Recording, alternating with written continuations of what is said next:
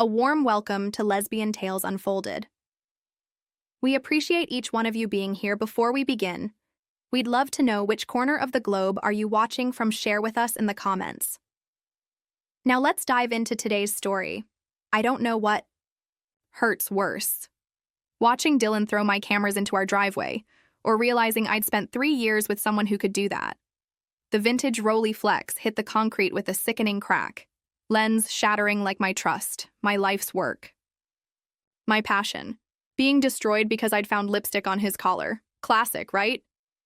You care more about these damn cameras than you ever cared about me, he shouted, already reaching for my 1958 Leica. I lunged for it, wrestling it from his grip. Stop it, Dylan. This is insane. He pushed me back, his face twisted. 3 years, Nora. 3 years and you still won't commit. Rain started falling as we stood there. Norfolk's spring weather as unpredictable as Dylan's temper. When he finally peeled out of the driveway, I gathered my broken babies, cradling them like wounded birds. My fingers trembled as I assessed the damage. Some fixable, some beyond saving. That night, I slept on the couch with Pixel, my golden retriever, his warm body curled against mine. I stroked his soft fur, wondering how I'd become this person. 33, single again, talking to a dog, about my broken heart. My brunette hair was a mess, eyes puffy from crying, not exactly the independent camera restorer I pretended to be. Come on, buddy, I whispered the next morning, clipping on Pixel's leash. Let's get out of this house. The park was quiet that Thursday morning. While Pixel sniffed around, I collapsed onto a bench, staring blankly at the joggers passing by. That's when the flyer caught my eye, stuck to the community board. Vintage photography exhibition, Norfolk Art Center. Something about the black and white image pulled at me. Lady, your dog's eating a sandwich. I jerked my head toward Pixel, who had indeed found someone's abandoned lunch. After apologizing profusely to the elderly man who'd alerted me, I dragged my thieving companion away. That's when my phone rang. Unknown number. Is this Nora Torres, the vintage camera specialist? The voice was crisp, professional. I stuttered an affirmative. This is Delaney from Phillips' collection. Miss Phillips has acquired several pre-war cameras requiring expert restoration. Your name came highly recommended. I nearly laughed. Recommended? With pieces of my collection scattered across my driveway? But the money would help, especially now that I needed to move out of Dylan's house.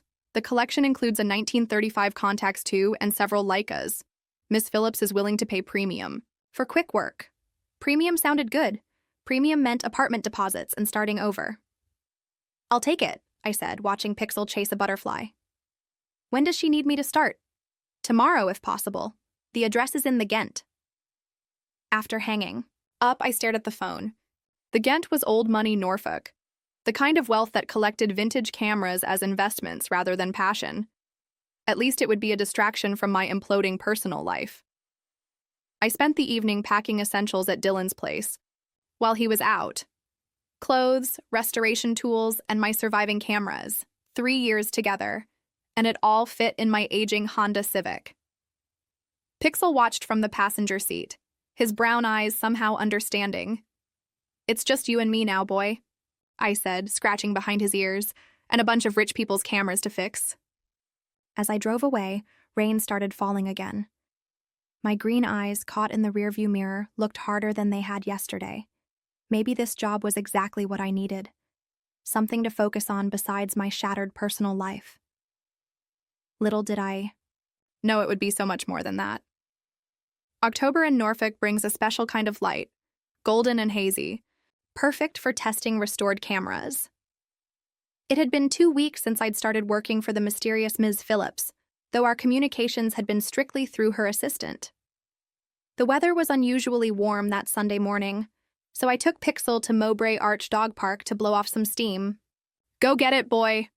I tossed his favorite tennis ball across the enclosed space, watching him bound after it with unbridled joy.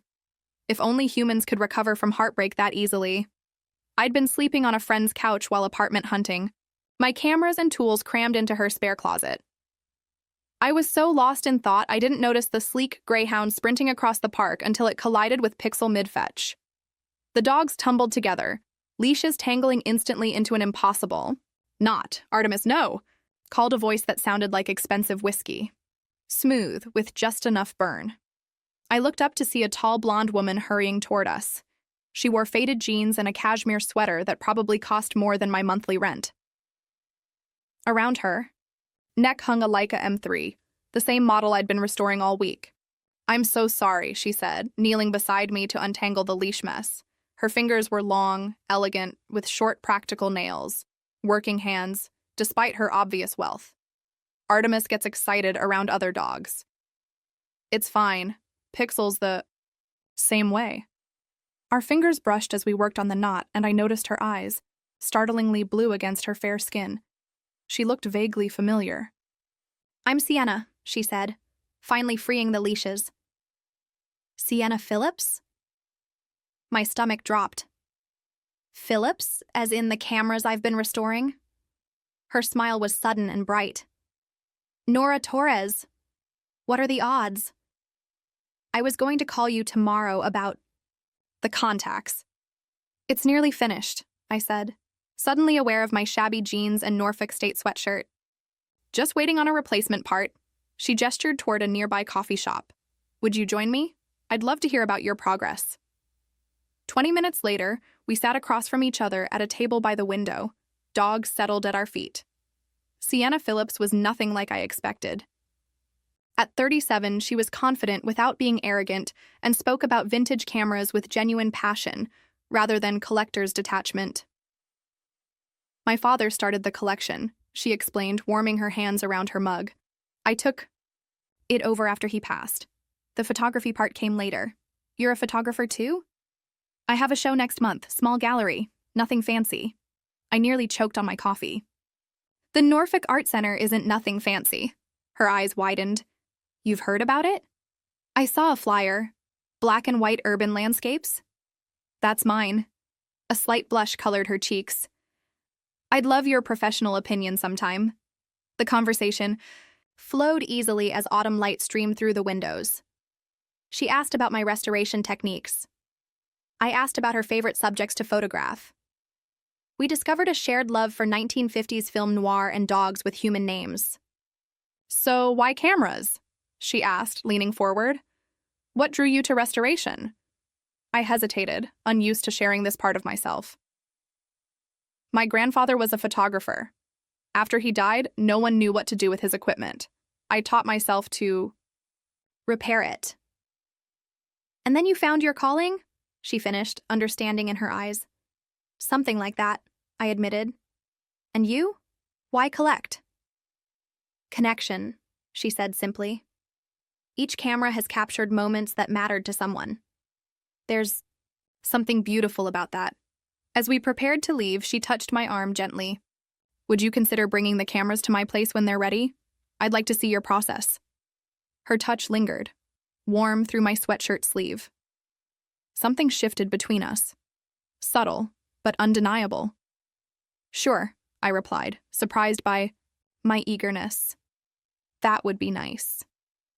Outside, as our paths prepared to diverge, she leaned in unexpectedly. Her lips brushed against my cheek, close to the corner of my mouth, the European goodbye I wasn't prepared for.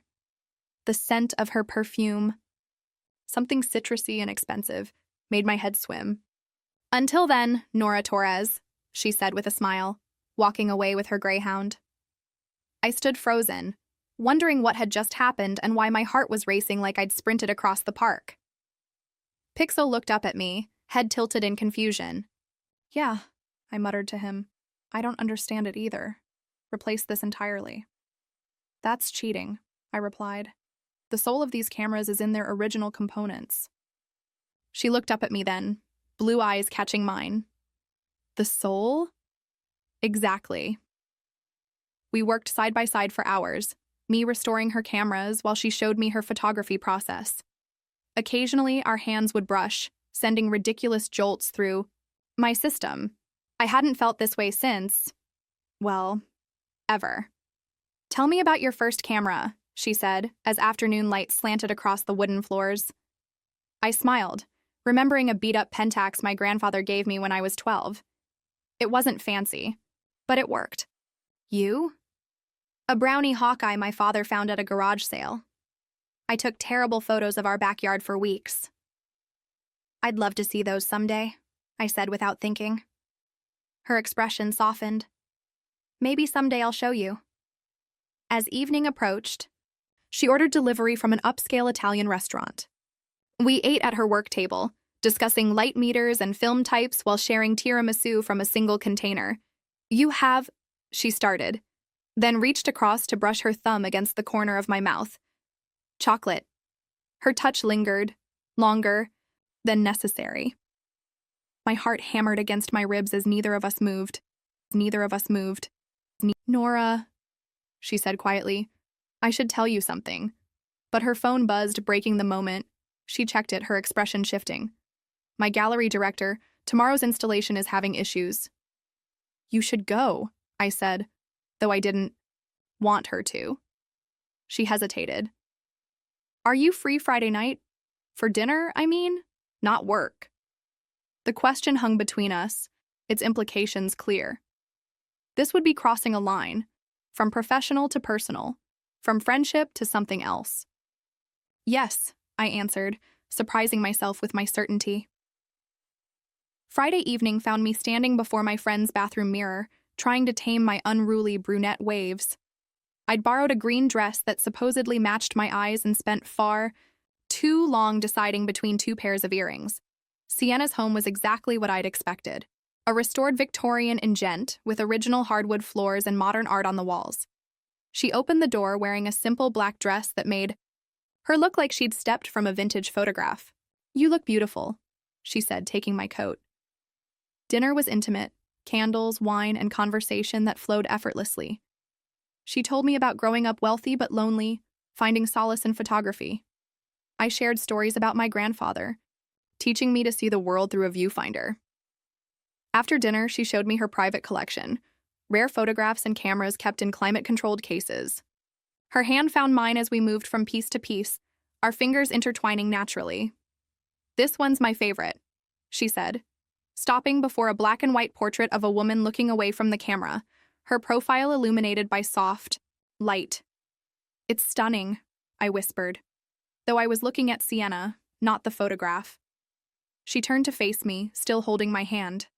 I haven't felt this way in a long time, Nora. Neither have I admitted. The kiss happened slowly, her hand on my cheek, my fingers in her hair, the gentle press of her lips against mine. Tentative at first, then deeper as years of built walls crumbled between us. Her body fit perfectly against mine, like completing a circuit. Later, tangled in her expensive sheets, skin against skin, she traced patterns on my collarbone. I've wanted to do that since the dog park, she confessed. Why didn't you? I asked, breathless from her touch. I was afraid you weren't ready. Her fingers continued their exploration, leaving trails of fire.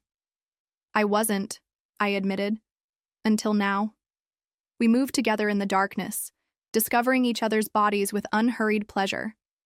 Every touch, every sigh, every whispered direction, building toward something I couldn't name but desperately needed. When release finally came, it was like the perfect click of a shutter, capturing a moment of pure, unfiltered truth. Morning light found us still entwined. The world outside, momentarily, forgotten. Nothing existed beyond this bed, this woman, this unexpected new development in the dark room of my life. Sunlight streaming through unfamiliar curtains woke me. For a moment, I didn't know where I was. The sheets were too soft, the mattress too perfect. Then I felt Sienna's arm draped across my waist, her breathing steady against my neck, and remembered everything. I carefully turned to face her. Sleep had softened her features, making her look younger than her 37 years. Her blonde hair fanned across the pillow, catching the morning light like spun gold. I resisted the urge to touch it, not wanting to wake her. This wasn't supposed to happen. I'd come to restore cameras, not fall into bed with their owner. Yet here I was, studying her face like I might study the mechanisms of a rare Hasselblad, with wonder and careful attention. When her eyes finally fluttered open, that startling blue emerged slowly. "You're still here," she murmured, voice husky with sleep. "I half expected you to run." "Where would I run to?" I laughed softly. "Besides, Pixel is at my friend's place." She traced my cheekbone with her finger. "Are you okay with what happened?" I considered the question honestly. My breakup with Dylan was still fresh, the wounds still tender. But this felt different. Not a rebound, but something entirely new. "Yes," I said finally. "More than okay." She smiled, pulling me closer. "Coffee? I make a decent espresso." In her kitchen, I wore her silk robe while she moved around in elegant pajamas, assembling breakfast. The domesticity of it felt strange but comfortable, like trying on clothes that unexpectedly fit perfectly. "So," she said, sliding an omelet onto my plate, "tell me about your ex. You've never mentioned him?" The question caught me off guard. "Dylan. Not much to tell. We were together 3 years. It ended badly." "How badly?" She poured coffee into matching mugs. "He threw my vintage cameras onto the driveway when I confronted him about cheating." Her eyes widened. "That's criminal." "The cheating or the cameras?" I attempted humor. "Both." She sat across from me, suddenly serious. "Was it recent?" "About a month before we met," I admitted. "Why?" She shrugged, too casually. "Just curious about your history." Something in her tone made me pause. "What about you? Any exes I should know about?" A shadow crossed her face. "A few. Nothing worth discussing over breakfast." The conversation shifted to safer topics. Her upcoming exhibition, my apartment hunt. But something had changed. A subtle withdrawal I couldn't quite identify. After breakfast, she received a call that pulled her into her office. I used the opportunity to shower and dress, feeling increasingly like I should leave. When I emerged, she was still on the phone. Back to me, voice low and intense. "I told you it's over," she was saying. "Don't contact me again." She turned, saw me standing there, and quickly ended the call. "Work stress," she explained with a smile that didn't reach her eyes. "The gallery owner being difficult." I nodded, not believing her, but unwilling to push. "I should go. I have that Rolleiflex to finish for Mr. Abernathy." "Of course." She walked me to the door, suddenly formal. The woman who'd whispered passionate requests into my ear last night had disappeared, replaced by someone distant and polished. At the door, she kissed me quickly. "I'll call you later." Okay. 3 days passed with no call. My texts received brief, delayed responses. I threw myself into restoration work, telling myself I wasn't bothered. I'd just started dating again after Dylan. What did I expect? On the 4th day, I received a package from Sienna, a beautiful leather camera bag with a note. "Sorry for the silence. Deadline chaos. Dinner next week. V." I ran my fingers over the expensive leather, confused by the gift, but no less confused by her disappearance. In the weeks since our night together, I'd replayed our conversations, wondering what I'd said wrong. The mention of Dylan? Something else? By day 7, I'd almost convinced myself to move on. Then my phone rang. At midnight. "Nora?" Sienna's voice sounded strange, almost vulnerable. "Are you awake?" "I am now," I said, sitting up in bed. "Is everything okay?" "No," she admitted, after a long pause. "I'm not sure it is." "What's wrong?" Another pause. "There are things you should know about me, things I'm not proud of." My stomach tightened. "Sienna, just tell me." "Not like this, not over the phone." She sounded exhausted. "Can I see you tomorrow?" "Yes," I said immediately. "Thank you." She hesitated again. "And Nora? I'm sorry for disappearing. It wasn't because of you." After we hung up, sleep evaded me. I stared at the ceiling of my newly rented apartment, surrounded by boxes of cameras and clothes, wondering what secrets Sienna Phillips was keeping. Whatever they were, they'd created enough distance to make her vanish from my life for a week. In the darkness, Pixel jumped onto my bed, sensing my unease. I scratched behind his ears, grateful for his steady presence. "What do you think, boy? Are we setting ourselves up for another heartbreak?" He just rested his head on my stomach, offering silent solidarity as I stared into the darkness, waiting for morning and whatever truths it would bring. Sienna never showed up the next day. No call, no text, nothing. I waited in a cafe for 2 hours, checking my phone every few minutes like some lovesick teenager. By the time I finally gave up and left, I felt something hardening inside me, a protective shell forming around whatever tender feelings had started to grow. Days later, an elegant envelope arrived, an invitation to the opening night of Sienna's exhibition at the Norfolk Art Center. No personal note, just my name in flowing calligraphy and the details of the event. I stared at it for a long time, debating whether to attend. Pride said no, heart said yes. Friday night found me stepping through the gallery doors in a vintage-inspired black dress and the one pair of heels I owned.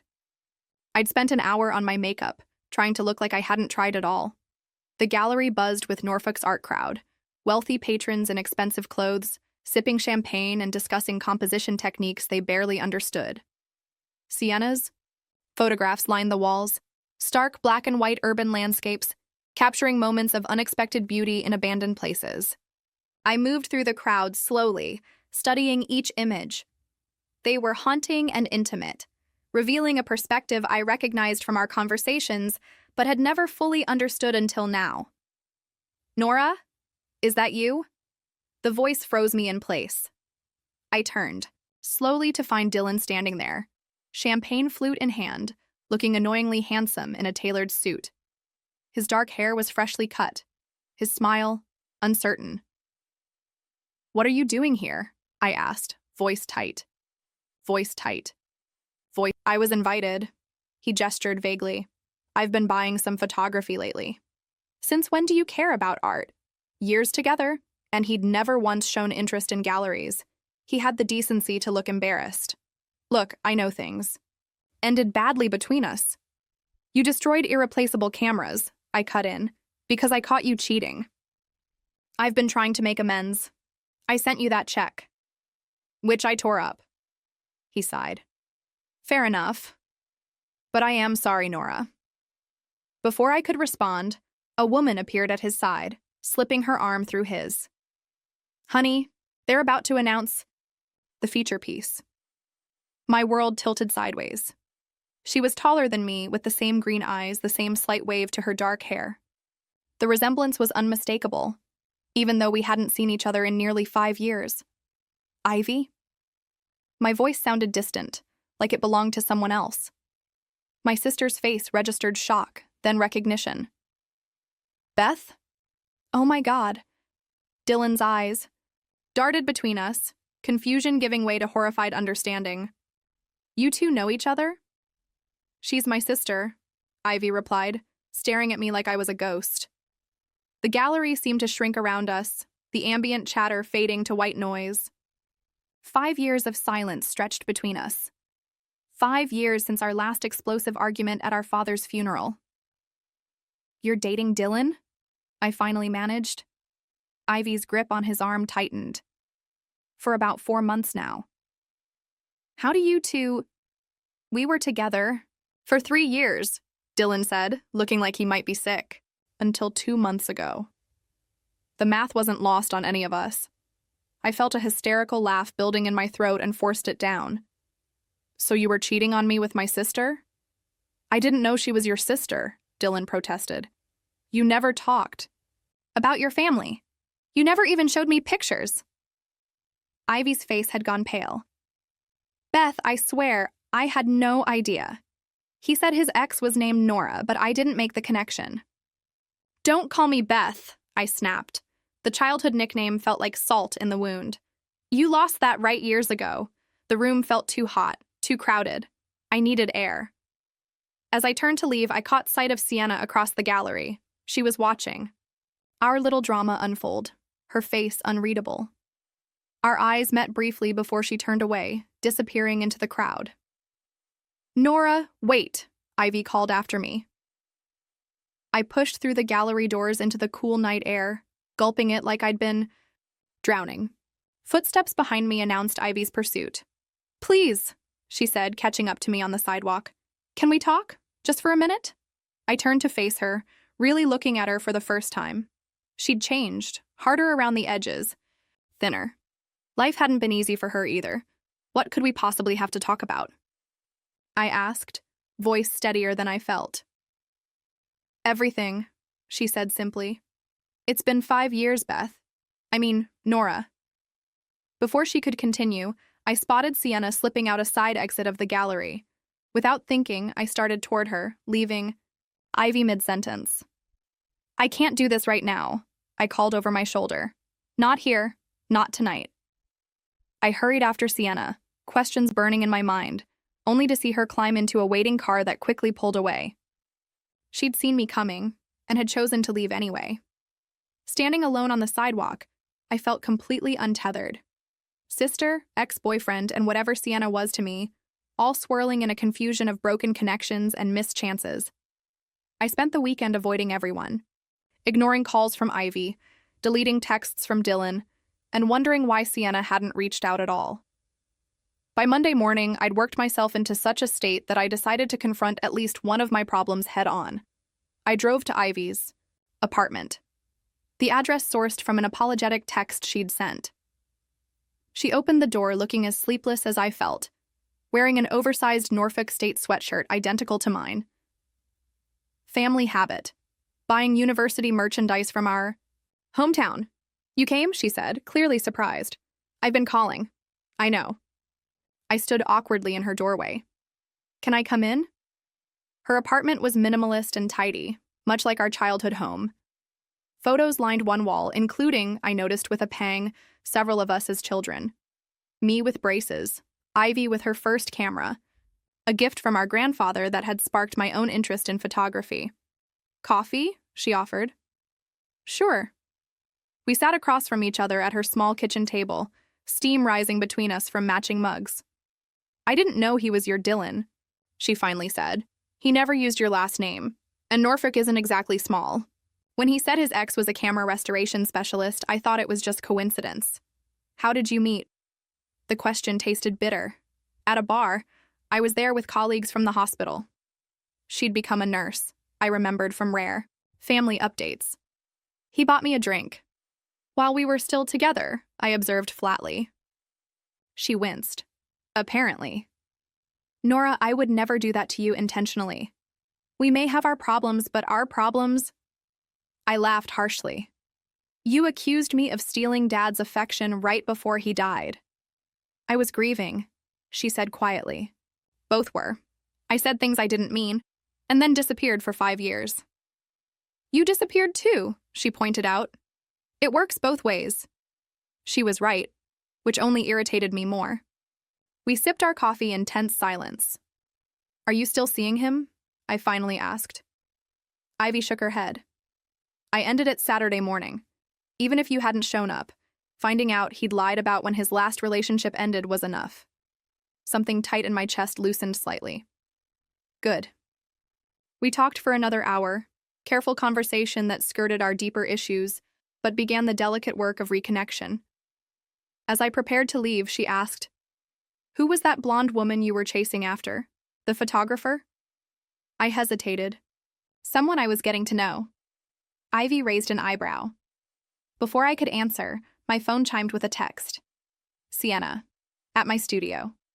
Can we talk?" My heart did a traitorous little flip.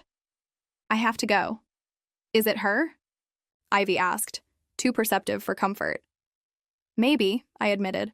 "I don't know what we are to each other." Ivy smiled faintly. "I always wondered, about you." "Wondered what?" "If you might be interested in women too." The statement hung between us, not accusatory, just observant. I felt heat rise in my cheeks, but didn't deny it. "Go," she said gently, "and call me later. I've missed my big sister." The drive to Sienna's studio felt eternal. When I finally arrived, she was sitting by the windows, cameras surrounding her like silent witnesses. She looked up as I entered, her face showing relief and apprehension. "You came," she said, standing. "Why did you run?" I demanded, keeping my distance. "At the gallery, you saw me and left." She looked away. "I saw you with your ex, and that woman, it looked intense."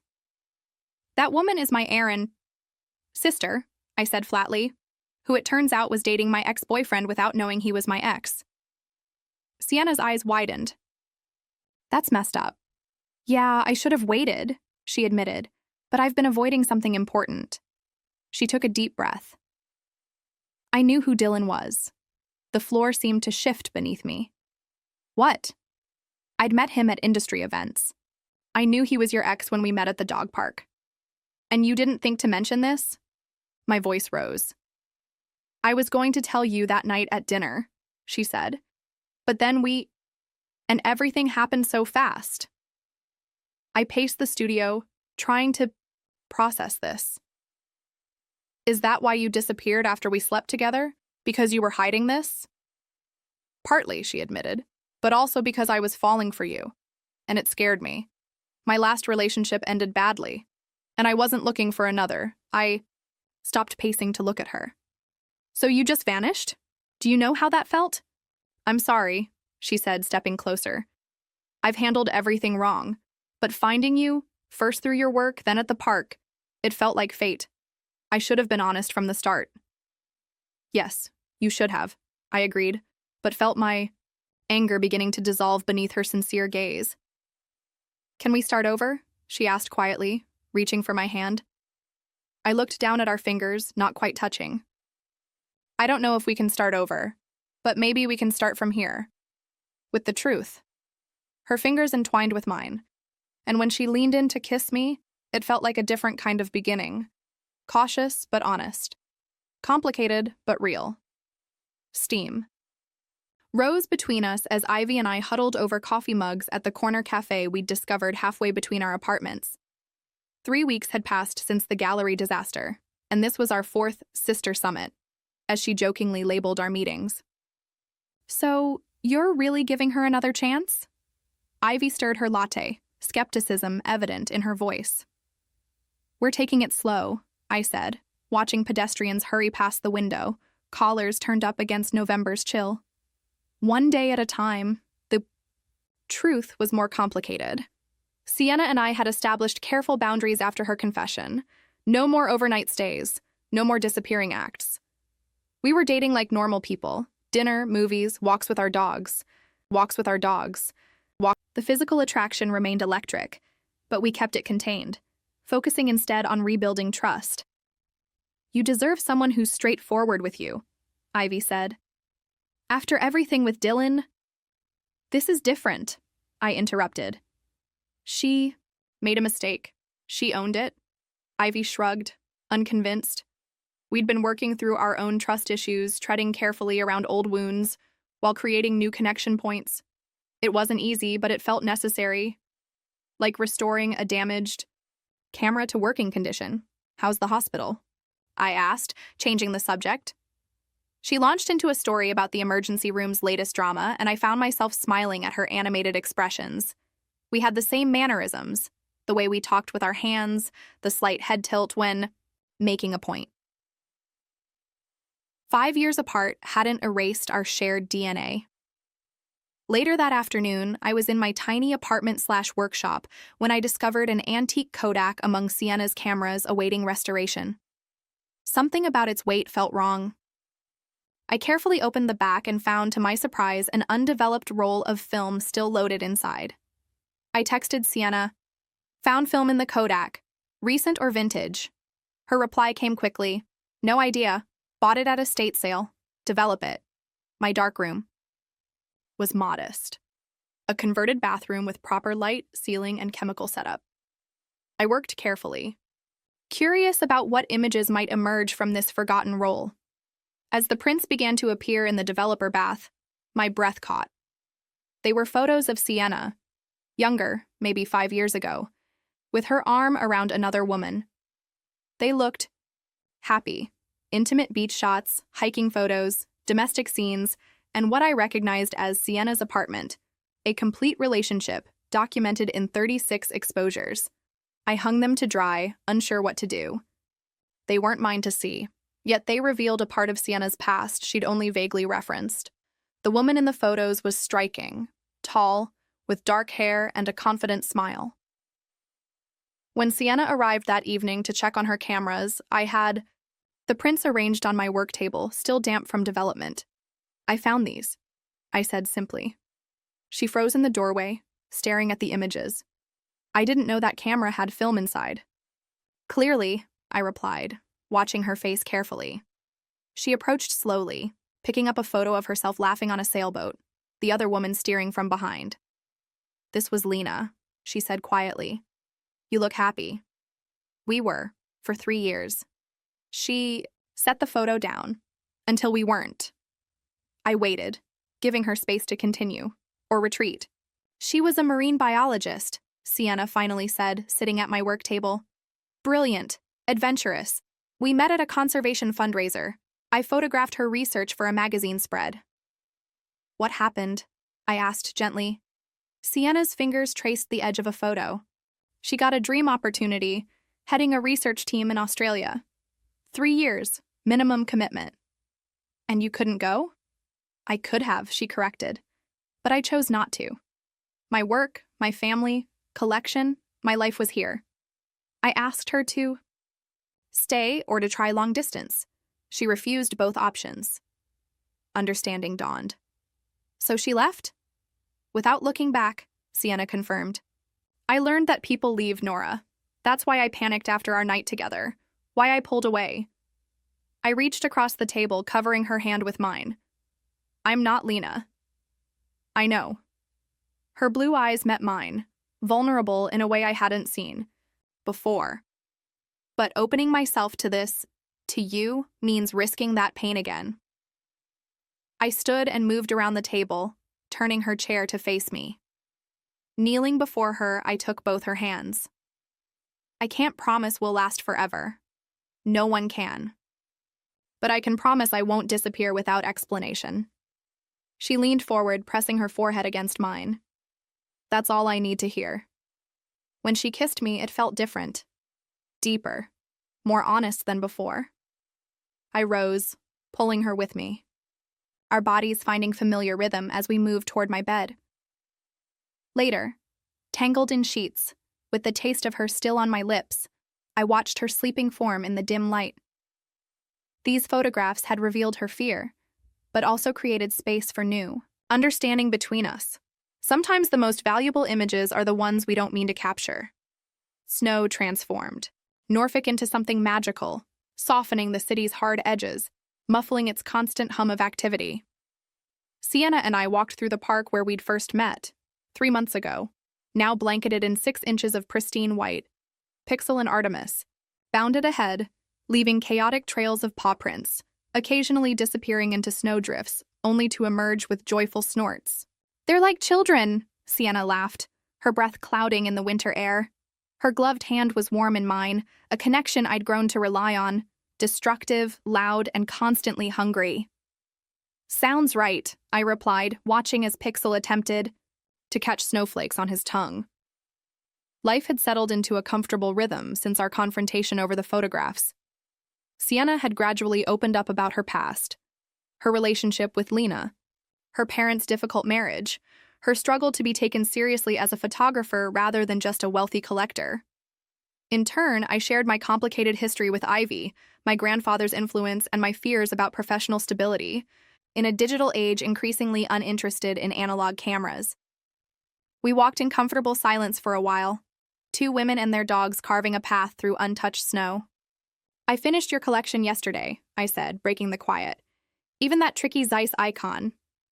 "I know," she replied with a curious smile. "I checked it this morning. Beautiful work." "That was the last piece," I pointed out. "Your entire collection is now fully restored." Something unspoken hung between us. With my work complete, our professional connection had officially ended. Only the personal remained. "I've been thinking," Sienna said carefully. My place is too big for just one person. My heart skipped. Is that so? And your apartment/workshop is too small for all your equipment. True, I agreed, trying to keep my voice casual, though my pulse had quickened. She stopped walking, turning to face me. Move in with me, Nora. Snow gathered on her blonde hair, catching the winter light. 3 months ago, I'd been standing in Dylan's driveway, watching my camera shatter. Now I was standing in a snow-covered park with this incredible woman asking me to share her home. Are you sure? I asked. It's only been 3 months, 2 weeks, and 4 days. She finished, smiling. Not that I'm counting. I laughed, squeezing her hand. That's not very long. I don't care, she said simply. When you know, you know. I pulled her close, kissing her cold lips as snow continued to fall around us. Yes, I whispered against her mouth. I'll move in. That evening, inspired by her spontaneity, I called Ivy and invited her to dinner at Sienna's, soon to be our place. I'd been nervous about them meeting, but they connected immediately over photography. Ivy had kept up our grandfather's hobby, shooting portraits at the hospital for families of long-term patients. These are extraordinary, Sienna said, scrolling through Ivy's portfolio on her tablet. The composition is intuitive. My sister blushed at the praise from a professional. Just something I do on the side. You have real talent, Sienna insisted. Have you ever exhibited? From my position in the kitchen, I watched them bond with a sense of wonder. My sister, and what was Sienna to me now? Partner? Lover?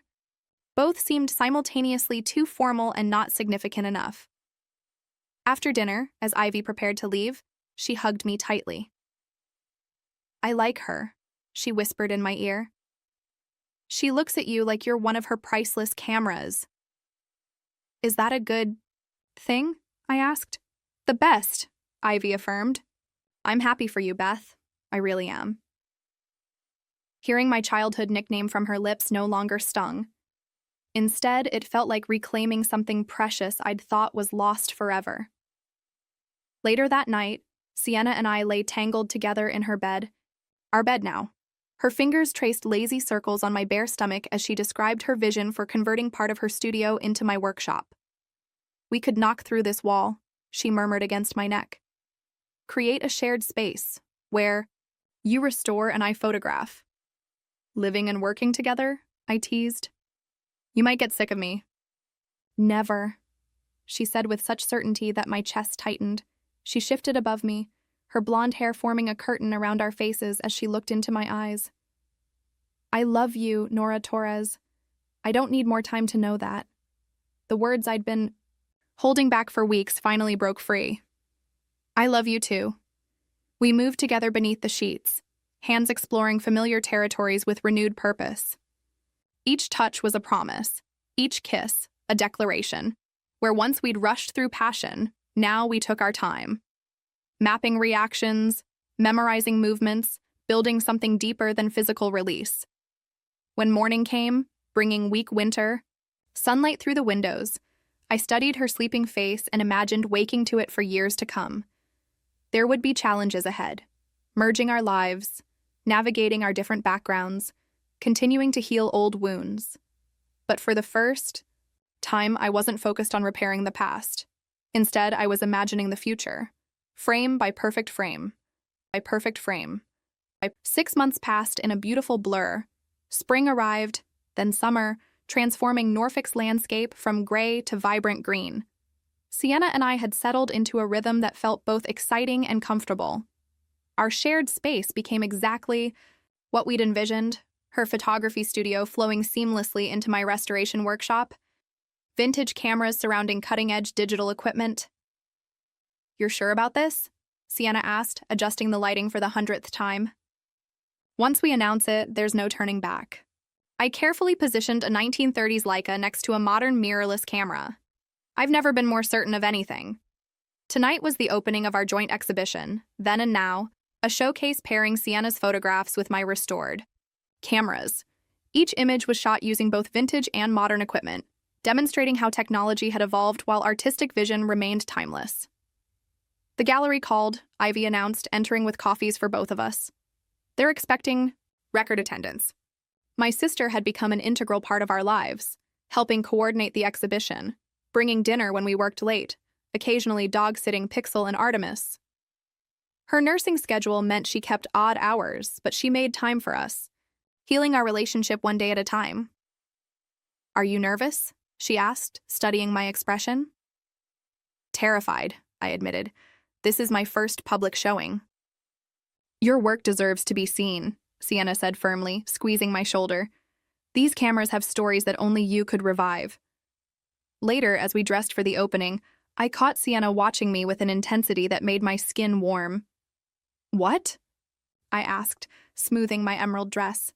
"Nothing," she smiled, "just admiring the view." The Norfolk Art Center buzzed with energy as guests filtered through the exhibition space. Vintage cameras gleamed under carefully positioned spotlights, each paired with striking images, urban landscapes, intimate portraits, abstract compositions. The crowd's reaction exceeded my wildest expectations. Photography students examining my restoration techniques, collectors inquiring about commissions, critics praising our innovative concept. "Nora Torres," called a familiar voice. I turned to find Dylan looking uncomfortable but determined. "Congratulations on the exhibition." "Thank you," I replied, surprised by my lack of emotional response to his presence. Where once I'd felt anger or pain, now I felt nothing but mild curiosity. "You look happy," he observed. "It suits you." Before I could respond, Sienna appeared at my side, her hand finding mine with natural ease. "Everything okay here?" she asked, eyeing Dylan with polite weariness. "Just offering congratulations," he said, nodding to us both before disappearing into the crowd. "That was civil," Sienna remarked. I shrugged. Ancient history. As the evening progressed, I noticed Sienna growing increasingly distracted. She checked her watch repeatedly, whispered with gallery staff, and disappeared for 20 minutes without explanation. "What's going on with you?" I finally asked. "You're acting strange." "Am I?" she replied innocently. "Come with me. There's one exhibit you haven't seen." She led me to a small alcove cordoned off from the main gallery. Inside stood a single camera on a pedestal, an antique view camera with leather bellows, the kind photographers used a century ago. "This isn't part of our collection," I said, confused. Sienna smiled mysteriously. "Look through it." I leaned forward, positioning my eye at the viewfinder as directed. Instead of the expected gallery scene, I saw a photograph, Sienna and me at the dog park where we'd met, captured from a distance. Our dogs' leashes were tangled together as we laughed. "I don't understand," I began, straightening up. When I turned, Sienna was kneeling before me, a small velvet box in her hand. The crowd had gathered silently around the alcove, Ivy at the front, beaming through tears. "Nora Torres," Sienna said, her voice steady despite the emotion in her eyes. "You restored more than just cameras. You restored my belief in second chances." She opened the box, revealing a vintage-style ring with a stunning emerald surrounded by diamonds. "Will you marry me?" Time seemed to suspend as I looked from the ring to her hopeful face. 6 months. Ego. I'd been broken, like one of my damaged cameras. Now I was whole again. Not despite my cracks and repairs, but because of them. "Yes," I whispered. Then louder. "Yes." As she slipped the ring onto my finger and the gallery erupted in applause, I knew this was just our first exposure, the beginning of a lifetime of images we would capture together. Later, under autumn, leaves beginning to turn. In the park where we first met, we took a self-portrait using one of my restored cameras. 2 women with their arms around each other, dogs at their feet, faces bright with promises kept and adventures yet to come. Not a perfect image, perhaps, but authentic and real, like us.